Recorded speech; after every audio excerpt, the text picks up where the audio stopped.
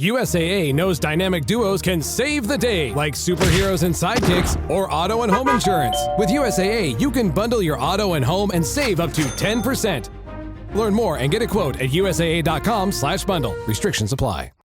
With a major selection of the looks your kiddos love, starting at just $4 in the Walmart app, a new school year means a stylish new them. Who knew? Find skater skirts and Crocs that say, I'm casual but cool. Sparkly sneakers that say, it's my classroom, you're just learning in it. And preppy polos that say, I'm the teacher's pet, even if they're mommy's menace at home. Find their favorite styles starting at just $4 in the app. The Walmart you thought you knew is now new. Adam! Wait a minute. Am I talking to myself here? Hello? Hello. What? Beau? Travis, if you do that again, I swear I'm going to lose my mind. That's me. You just stole my identity. I really just did. Yep. Wow. Travis! Yes. I'm leaving. I'm done. You two are confusing me, and I'm just way too tired for this, but okay.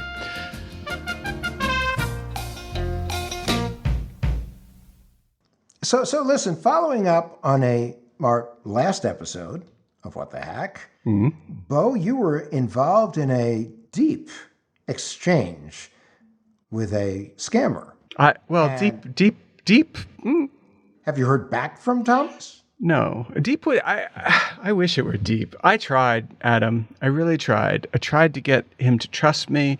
I have all the hallmarks of a failed confidence man. This guy won't have anything to do with me. And I offered him, as you know, we offered him $5,000. Come on the show. Tell us all your shop secrets. Bupkis, crickets, nothing from this guy. I hear rumors that you have been jousting with a scammer. Thomas Davis. Thomas! He won $390 million in a lottery. And so he got in touch with me because he wanted to spread his money around to people who needed it. Would you be on our show about scammers? I promise not to turn you in, which we could do. since we have work with a retired Secret Service agent and a white hat hacker with close ties to the letter agencies. I just want to interview an authentic small-time swindler. All right, I got a plan. The plan is... What is it? Let Travis take a shot at Thomas. Oh. He is a doubting Thomas, Travis. He does sound like it. He also used the term lol pretty often, which is sort of a immediate conversation ender for me. So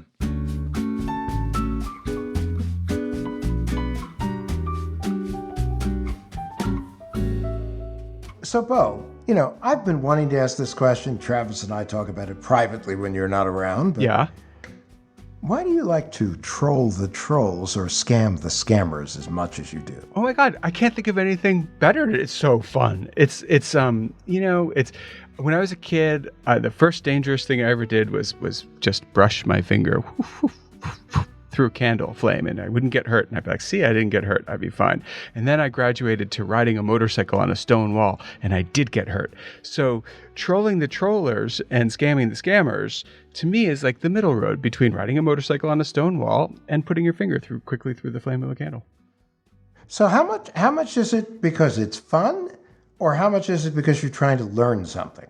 I'm always trying to learn something. So I'm careful when I do it. I am very careful. And it's fun because they're often not that bright. And so you can kind of, it's a bit like, putting a mountain troll in a paper bag and shaking it. It's fun.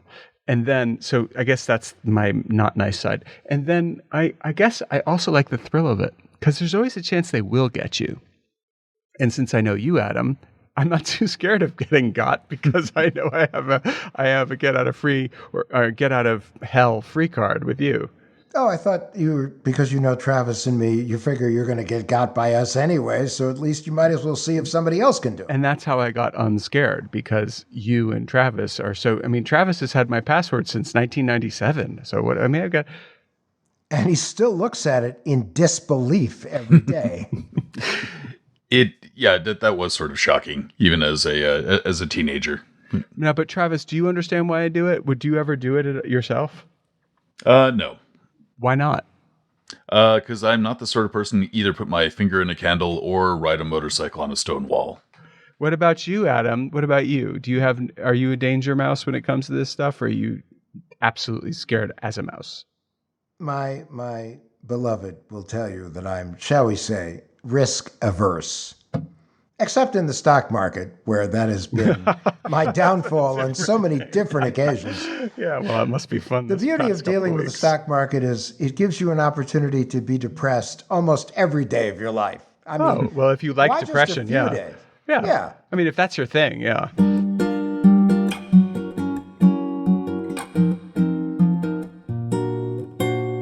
Do you think this interaction protocol you have with scammers has helped you stay safer online because of certain characteristics you see when you get involved in these give and takes? Well, because I do it so much, I actually just assume I'm always under attack. And it does, yeah, it protects you. If you behave as though you're constantly being targeted, it's harder to get got. And the fact of the matter is we're all being constantly targeted. No, barraged. But I do remember it was either a TV show or a movie, because you know me with TV shows and movies, where someone managed by mistake to anger a hacker, and they systematically took this person's life apart, piece by piece by piece. They're like yellow jackets. They really they don't give up, and they'll die in the process of getting you. They really maybe they're not that bad, but creative, Travis? Sophisticated, persistent. Yellow jackets can sting you and keep living. Oh, which are the ones that die because they lose their stinger? Bees.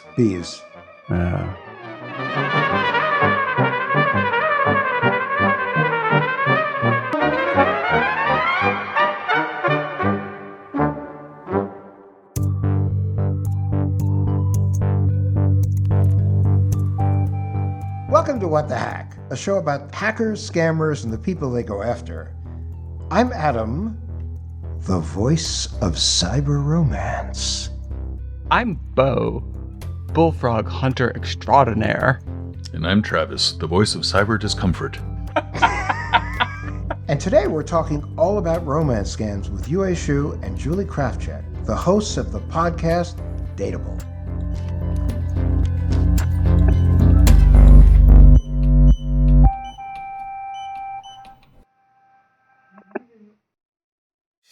Hey, it's Paris. You know I love sparkly things, right? Like stars. Duh. And thanks to Hilton and AutoCamp, I just slept under them. Picture me, serving looks by the fire outside my luxurious Airstream, making s'mores with the kids, while a national park is our backdrop. The great outdoors meets Hilton hospitality. That's hot. Explore all the new ways to stay at Hilton.com. Hilton for the stay. This episode is sponsored by Friskies, who would like to tell your cats hi. Now, if that didn't get your cat's attention, there is one thing that always does the trick. Just pour some Friskies crunchy food in the bowl and you'll hear those paws come running. Works every time. With so many Friskies choices, you can always bring your cats running from their secret napping spots. There's always more to explore. See for yourself at friskies.com or visit your local store.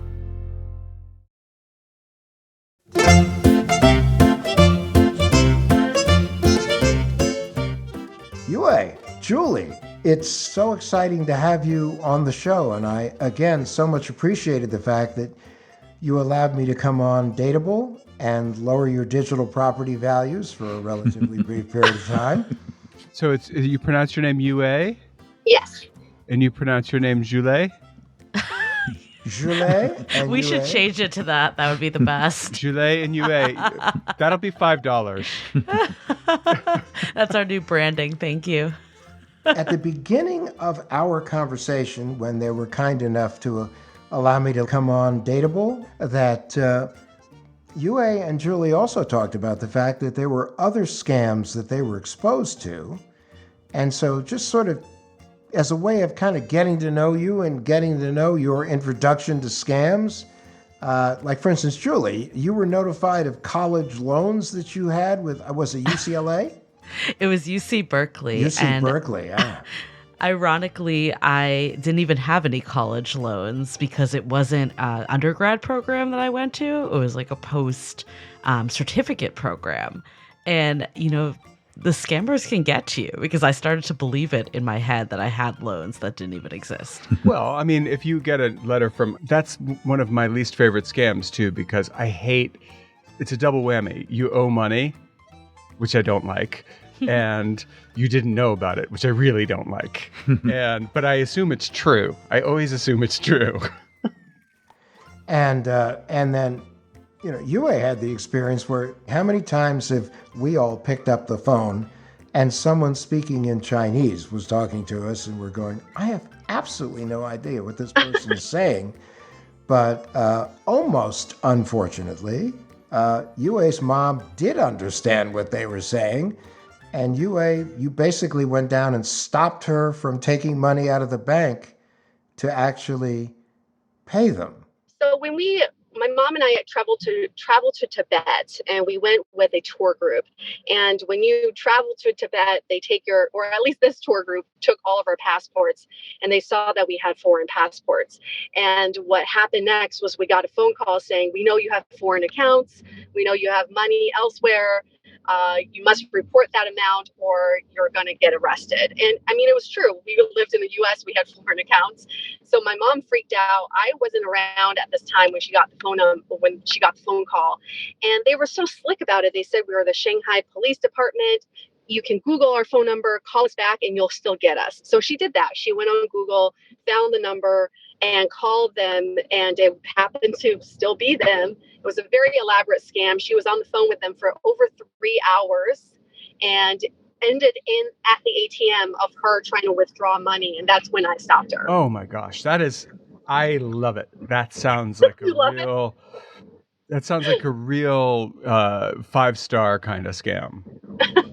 Well, and when you talk about complicated scams and really professionally orchestrated scams, then we come to the whole world of dating scams, which is perfect since we talked about this on Dateable. Yes. And as you folks said at the time, we're living in an era of the Tinder Swindler, inventing Anna and the bad vegan. So, I mean, it's all around us, not to mention the fact how many people, we've had several people on the show that have talked about becoming victimized or at least catching themselves just before they became victims of dating scams. Well, and Adam, we also, not to forget Loki, we've heard really serious stories of people having their identity stolen and used on a dating app without their knowledge to, in some cases, even commit a crime. So it can be annoying, it can be saddening, it can be, oh my gosh, I'm never going to find the right person, or it can be terrifying.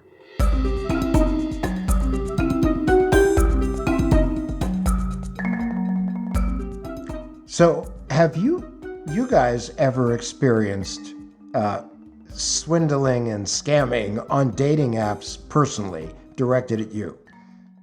I think we both have had people that were definitely suspects, but we haven't gotten to the point of passing over money. But it was really interesting because when we were doing this episode, I mean, a big part of it, you touched on it, Adam, is there's been so much media lately about scams, romance scams particularly. The Tinder Swindler. Man who's come to be known as the Tinder Swindler thanks to the popular Netflix true crime documentary. Popular documentary that chronicles the woeful tales of 3 women who thought they'd met the man of their dreams on Tinder, only to later say he scammed them out of hundreds of thousands of dollars. He's now speaking out, saying that nickname couldn't be further from the truth. I'm not a fraud and I'm not a fake. People don't know me, so they cannot judge me. And when we were looking into it, actually in 2020, the second highest internet scam was romance scams. So they just shot up over time. And I think a big part of it was due to the pandemic of a lot of people being on their phones and on the internet, stuck in their home, not being able to maybe do other types of crimes in person. So it was just a huge rise in the last couple of years.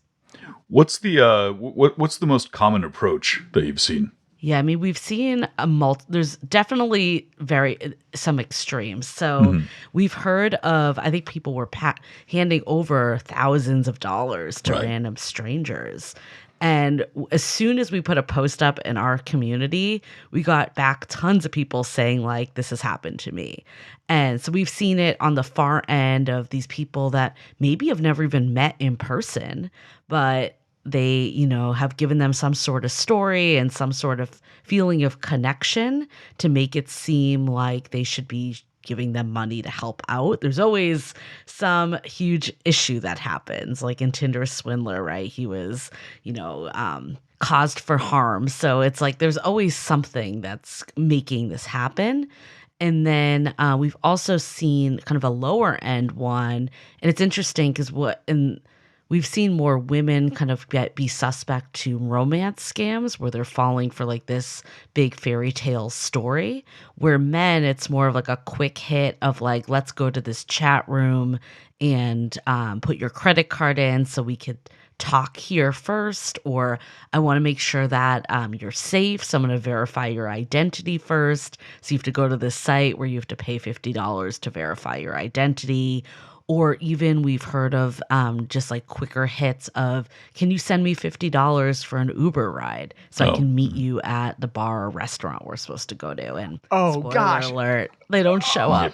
Can I just say, Julie, like if I have 2 daughters and I am old fashioned enough that if I would say, like, if they want you to pay for their Uber ride, it's a bad sign. Just even if it's not a scam, like run. No bueno. No bueno.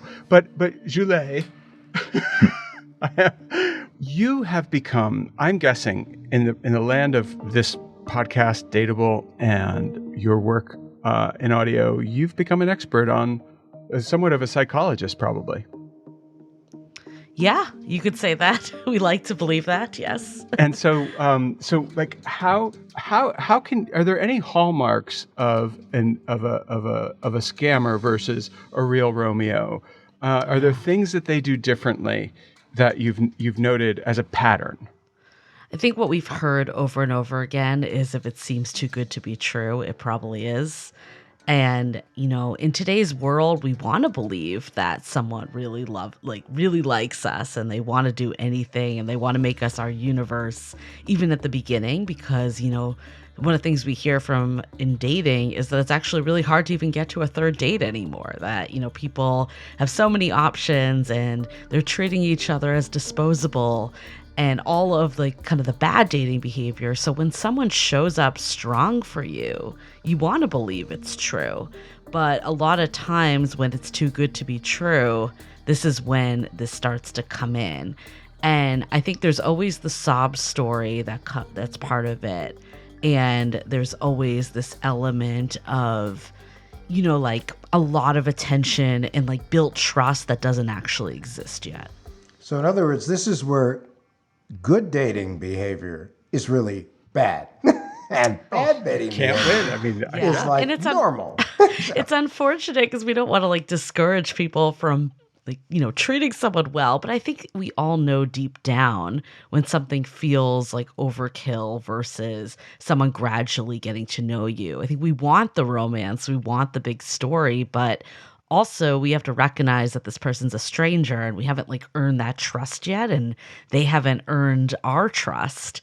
So when someone's asking for all this stuff, even my partner of over a year, I feel like if he came to me asking for $1,000+ it'd be like, well, what are you using this for? The fact that people are doing this after just a couple weeks of chatting online it's crazy, but it's obviously working or they wouldn't do it. So in other words, when Beau comes to Travis and me and asks us for money for, let's say, a tractor, should we be on the lookout for that? That's the stupidest question. I love you, Adam, but stupid as in stupor, as in dizzy, as in a fly that's woozy and flown around too much. Because one, I've known you since before dirt even existed. And so if I ask you for money, did you not know this? And Travis goes for you too, and Yue and Julie, you just give it to me. Oh, okay. Yeah, it sounds about right. That makes Yeah, sense. What's wrong with you guys? UA, I want to hear you chime in on the same exact point. Yes. I mean, I think it's, what we said. It's unfortunate that modern dating, we normalize bad dating behavior. So when someone experiences good dating behavior, they don't know what to do with that information. And sometimes people do kind of accept that behavior more. And so that's why these con artists can really get to the vulnerability of people, because everyone who is experiencing ghosting and lack of accountability on dating sites, all of a sudden they're like, this person's paying attention to me. Yes, I will financially invest in this because this is not like anything I've ever experienced before. Well, and we know that Beau's true love, she didn't believe him for a year and a half, and actually Travis and I thought that was fairly quick to give in. Well, no, my kids, and I think you, Adam, if I'm not mistaken, and I think Travis, you too. I think I would say, like, is this like friend zone? And everyone was like friend zone, friend zone, friend zone. And I kept insisting that I was seeing things that weren't there. And it took a year and a half of me courting for her to actually believe that I was serious. I do have to say it was pretty adorable how giddy you were when you first met her. You just called me and you're like, I met this girl. It was really sweet. I met her in the dog park too. And so my advice on the dating front has been get off the apps. Get off the apps. Go meet somebody doing something that you like doing. What do you guys think of that? I mean, I'm partial because I met my partner on an app. I think that I think that the apps are a great source to meet people you wouldn't meet in real life. That being said, I think people have used apps as a crutch, and they're not doing what you just said, to just meet people in a dog park anymore. So I don't think it's an either or. I think it can be both, but sometimes it just feels easier to just defer to the apps, that we're not flexing our social muscles. But also, I think it's just an element of our society. When everyone's like has their earplugs in, like in a park, it's really hard to approach people anymore. So it kind of needs to be like a collective feeling of like, we're going to try to meet in real life again, whether that's romantic or not. But hopefully the pandemic can start to shift that, because people have this real longing to have that human connection in person.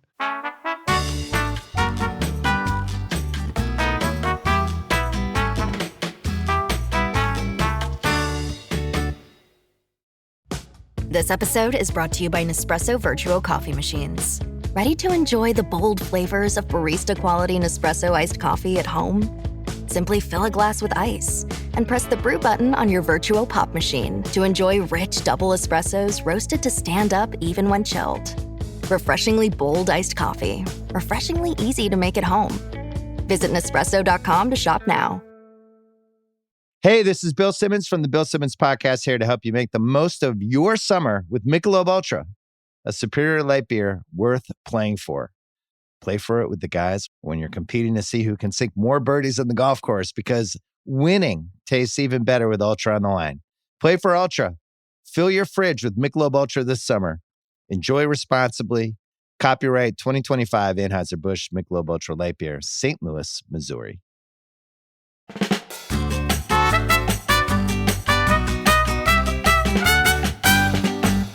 I think one of the main things that on my end, as someone who has not been in the dating scene since I was a teenager, very happily so, is how much blame do you think the dating apps or dating platforms themselves need to take for the scam environment?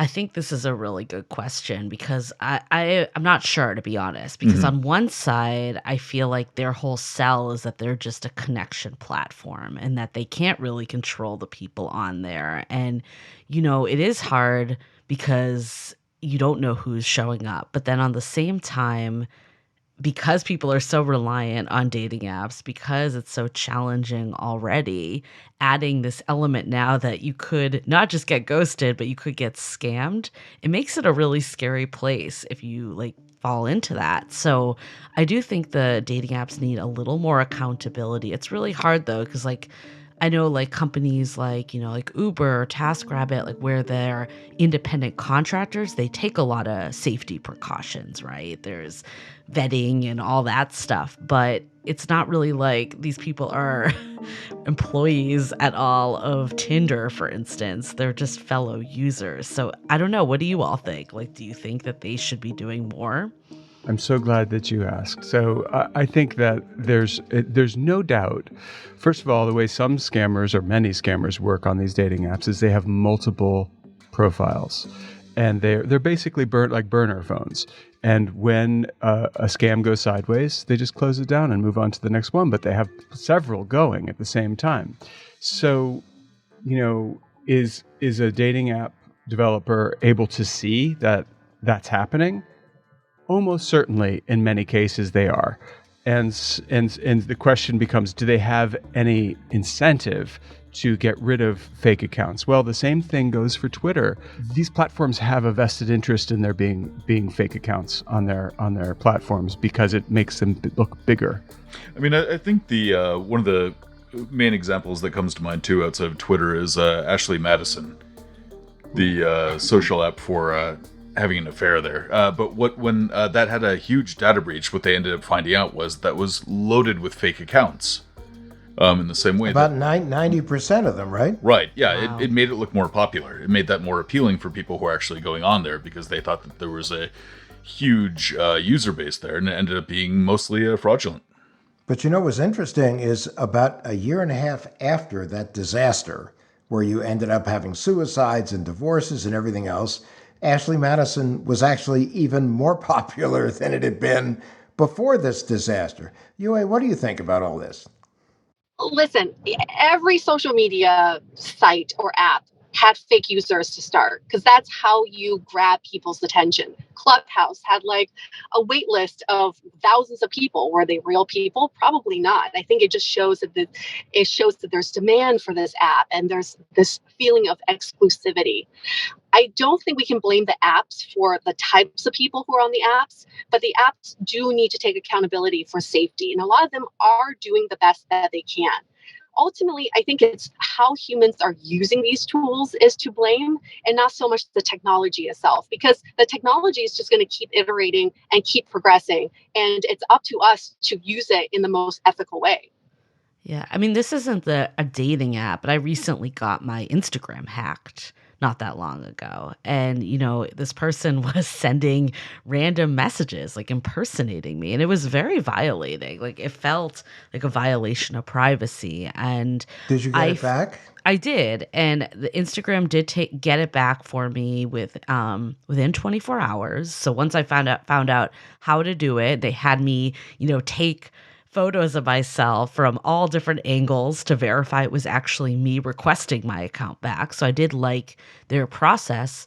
But I guess the part that I don't understand is like if they see, this unrecognized device logging in from somewhere questionable where my account has never been before, they see this person like spamming other like users on their site, you would think that they would at least hold the account until they could verify, because basically 24 hours I was spamming all these people, and that can't be good for their site. So I wish like dating apps, if they're not sure, at least could do something, because like you said, like there is data that they have that they're collecting. Tell us the best almost scam that you experienced on a dating app. Do you just get rid of them immediately? I think it's just reading. Well, I feel like it was just so obvious to me. I talked lots before, and you ask the question and they answer with something totally unrelated. So real person, I probably would stop talking to them because they're not really on point with anything that they're saying. But a scam that I have been experiencing, I don't know where this is going, and Adam, on our episode, I kind of alluded to this, is on LinkedIn. Every day I get 1 or 2 requests on LinkedIn of very attractive Chinese men with made-up profiles. I can tell they're made up because their job functions are very strange. It's like managing director of user. I don't know what that means. Yeah, neither do they. Harvard, MIT.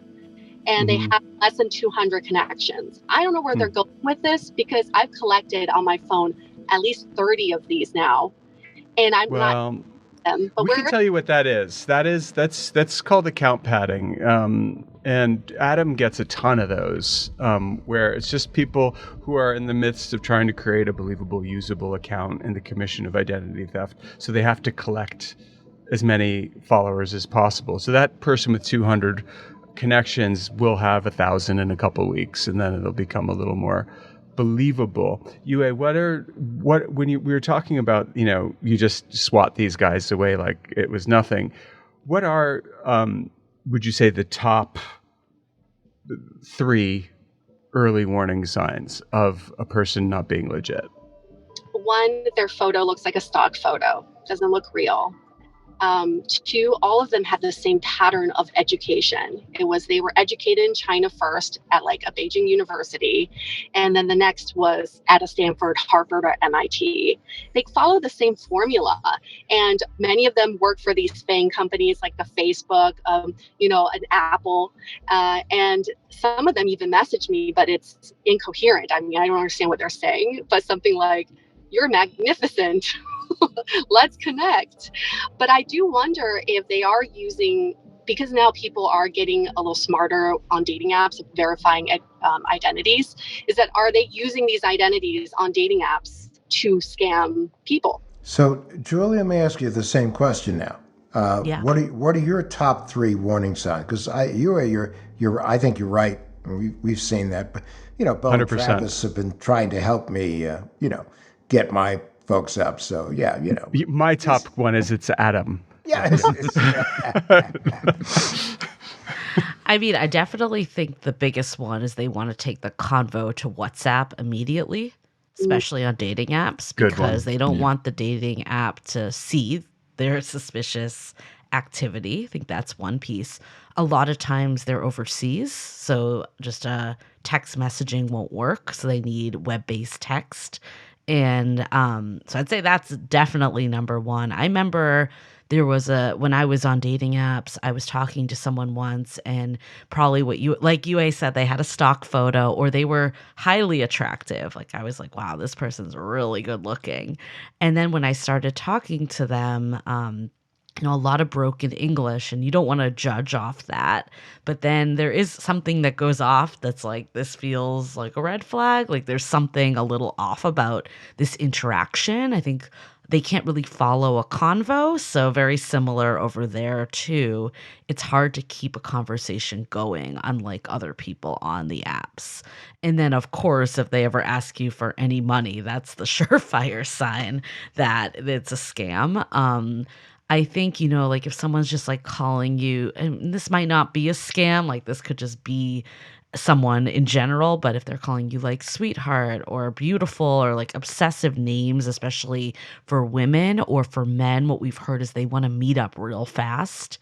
Like they're just like really trying to get off the app ASAP because they're trying to like appeal to more, and like they're kind of throwing in like sexual innuendos and stuff. But hold on now, Julie, because there are a lot of people who use these apps, men especially, to hook up. Not exclusively men, totally, Adam. And so they're getting explicit and want to get off the app fast because they just want to hook up and they just want to get it over with. They're not interested in a big fast relationship.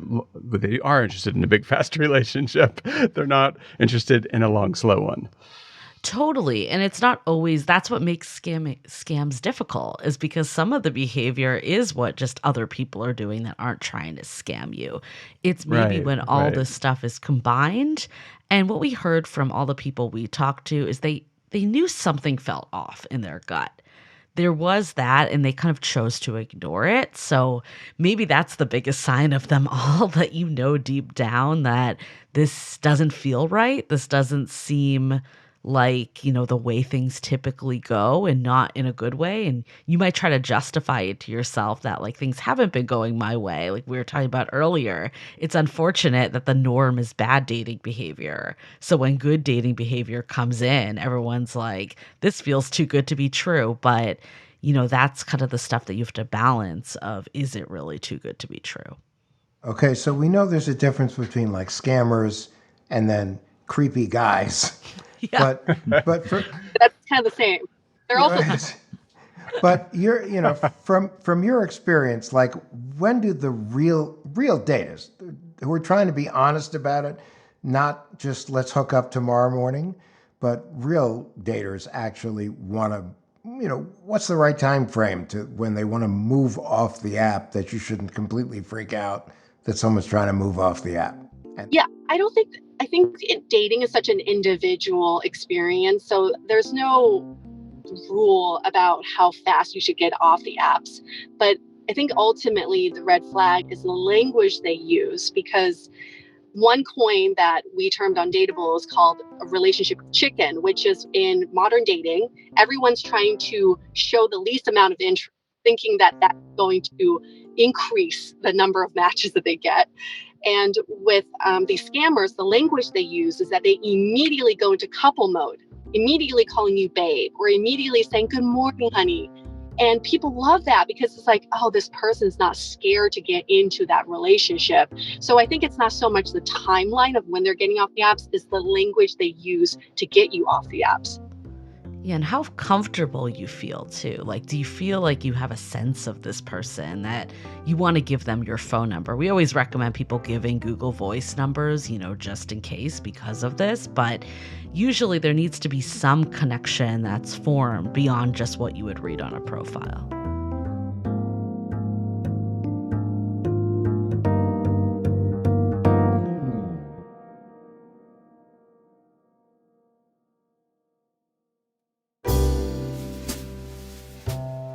What are the worst dating scams, aside from the stuff that we see on Tinder Swindler and stuff like that? But based on your listeners, what are some of the worst stories they've told you about these dating scams? I mean, the one that sticks out to me, I mean, we had a bunch, but probably UA will have a different one. But the one that stands out to me was actually someone that got to meet the person. So it wasn't a total stranger. And it just moved real fast. So like probably by week 1, they were moved in together. And what was hard about this one, I think, from listening to it, was not only did he, clock in like $1,000 between different expenses. It was paying for his dog to get neutered. And there was actually even a night out that he treated her to. But then once they broke up, she had him Venmo back that money. So it was like a combined, it was a lot of different, needs that came up. He asked to be on her cell phone bill. I think at that point she was like, this feels like a lot. We've known each other for a week. And I think what's scary to me on this one is it's like all the things we want in a relationship. Like we want someone that like wants to be serious and to commit to us and take those next steps. And she was saying, like, her therapist said, if all the stuff that he did was over the course of 6 months to a year, it would have been a great relationship. Like she was talking about how they were dancing in the kitchen and, going on these like really nice dinners and all this stuff. And what is problematic about it, though, is also rushed, and there was, a financial output at the end. And then ultimately, when she felt like she was kind of catching on to it and didn't want to keep supporting him, that's when he got upset. And luckily she said that she had friends that she called, and the cops came to make sure he was off the property and all that. And it was just like this. I was just thinking, when she was talking about it, I can't imagine all this going down in 1 week. And while I think it's not ideal, the stories we hear of people sending random people money over the internet, that may or may not be even the people that they're pretending to be. What's scary about this one, it's like this person, I know who they are, they know where I live, and I think that would freak me out to have that person kind of out there running around. I think one thing that a lot of this comes back to, especially with these scams, comes down to authentication. And I'm just wondering what you both think about, is there should these dating apps require more authentication, or is that just going to lead it into a deeper web of account padding that Beau referred to? The more barrier to entry, the better, because even the scammers would need to do that extra effort to even be on the apps. So authentication is, I feel like it's a no-brainer. But now it's a question to everybody: is how, what would be the most effective and safest way to actually really authenticate people? That's Even my from the question. From the app perspective, is how they do it, and what would someone need to feel like the person they were communicating with was actually authentic? You'd have to do like a thumbprint, a butt print, weight, height, retina scan, and high school transcript. No, I think that it's simple. It's having other people in the app to authenticate you. Having 2 other people who are already on the app to authenticate you, plus identification.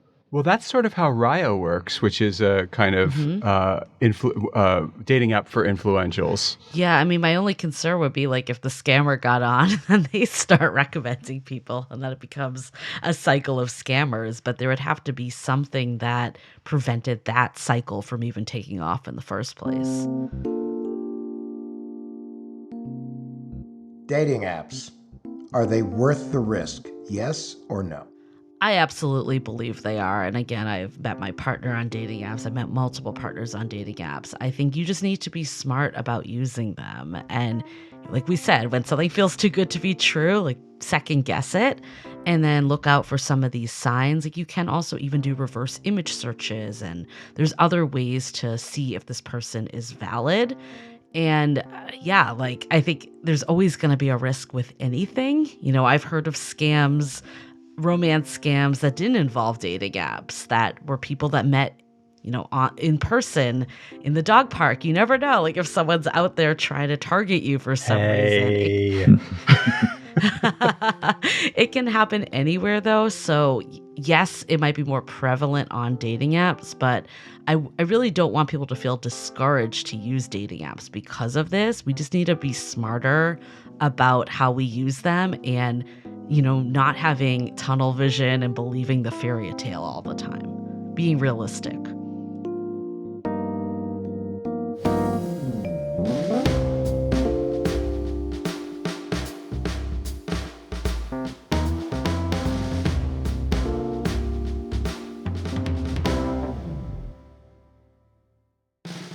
Thank you so much. Yeah, we really appreciate you coming on today. And how can people find out more about how to find you and find Dateable? Yeah, I mean, they can go to dateablepodcast.com, at dateablepodcast on Instagram, or, any podcast platform, Dateable Podcast. You can just search for us there. Well, Yue Xu and Julie Krafchick, thank you so much for joining us today, and see you on the dating apps. Thanks so much for having us. Thank you. Thanks for having us. Thanks a lot.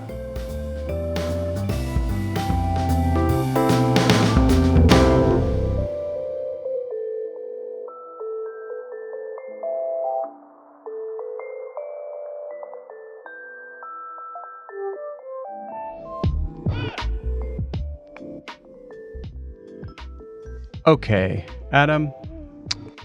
Beau. Adam. Beau. Adam. Beau. So I gotta say, it was interesting, and we probably should just kind of go through what our own, I guess, top 3 warnings are for people who are using dating apps. You go first. Okay. Well, listening to Yue and Julie, brings to mind what's going on with the whole Elon Musk Twitter purchase. How? Well, now it's on hold because he said, I need to get a grip on exactly how many bot accounts are out there and fake accounts. And this is the same thing, with dating apps. Is the question is, and this came up with Ashley Madison, which was a dating app of a different kind. But the whole issue is how many people on this app are real, as opposed to how many are contrived, how many are burner accounts. And let's think about it. This is where the value for any dating app is in the volume of people that you have an opportunity in meeting. So therefore, the larger volume, the larger the available universe of people, the more that it might sound like it's an appealing thing because you'll have access to so many different people. There's only one problem. There are a lot of the accounts that are fake. Burner accounts. Burner accounts. Travis, you get to go next. You get number two. Number two, the second most important thing. Huzzah. Huzzah. Huzzah. I'd say one of the key pieces of advice is something that we have said repeatedly about social media, which is don't overshare. You can keep things vague. You can let people know a little bit more about you without actually needing to give them that many fine details. The more details you give online on any app, dating or otherwise, the more ammo you're giving a potential scammer or identity thief. So okay, mine is totally different. Mine is this. Do not go on dating apps ever. Yeah. Seriously, don't do it. Seriously, I'm serious. If you eat a keto diet, go to the bacon section of the grocery store. You're going to find someone better. Or if you're on a bicycling kick, go on a bike ride and meet somebody. Me, personally, I'm sorry. I think the dating apps are a horrible idea. And I've been wrong almost consistently for the past few episodes. So just disregard what I'm saying. But if you want to be a curmudgeon and you want to live in the woods and you want to hang out with bears and raccoons, don't go on dating apps. Beau, you're so 1995 here. Oh, I resemble that comment. No, listen, dating apps are here to stay, especially in the age of COVID and whatever horrendous future pandemics that we may face as a world. So the question is, within that which exists, this universe, as opposed to the universe of our yearning youth. Okay. Then I would say go slow. What advice would you give? Go give? slow. I would say go slow. And if somebody wants to go faster, go even slower. I mean, dating apps are here to stay for another reason, too. I mean, according to the FTC, relationship scams grew 6 times more popular between 2017 and 2021. More popular or more kind of rife? Well, rife and, I guess, popular. Common.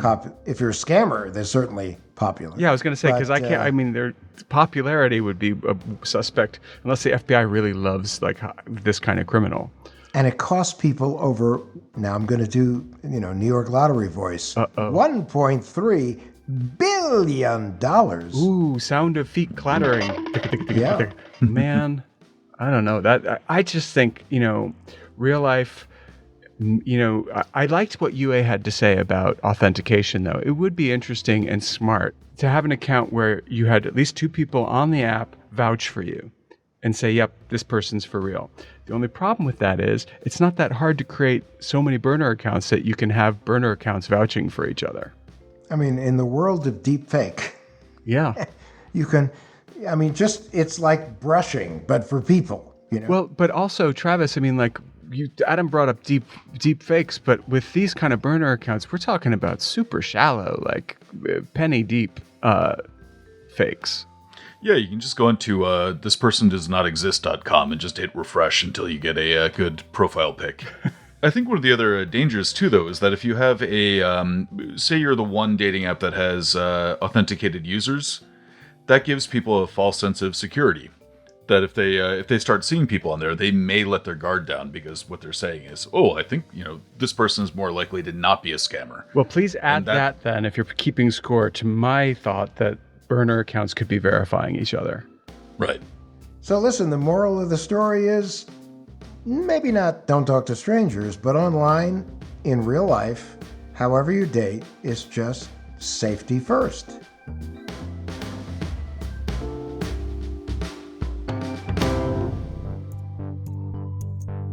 Thanks everyone for listening, and if you liked the episode, please give us 5 stars and leave us a review on Apple Podcasts.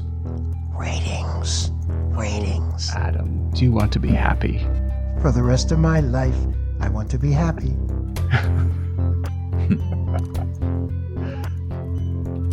What the Heck with Adam Levin is a production of Loud Tree Media. It's produced by Andrew Stephen, the man with 2 first names. You can find us online at loudtreemedia.com and on Instagram, Twitter, and Facebook at Adam K. Levin.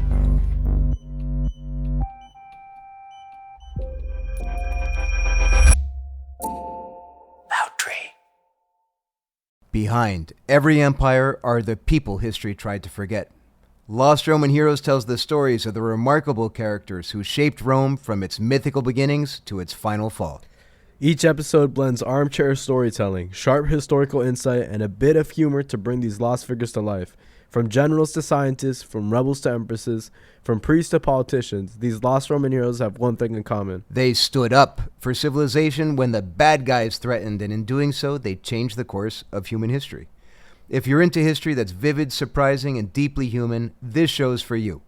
Behind every great meal is a person with a story to tell. Hear them on Culinary Characters Unlocked, the podcast that reveals the lives behind the food. Hosted by me, David Page, Emmy Award-winning journalist and creator of Diners, Drive-Ins, and Dives, as I talk with everyone from culinary legends to mom-and-pop standouts about the creativity, grit, and passion that shape the food we love. Follow Culinary Characters Unlocked on Apple Podcasts, Spotify, or wherever you get your podcasts.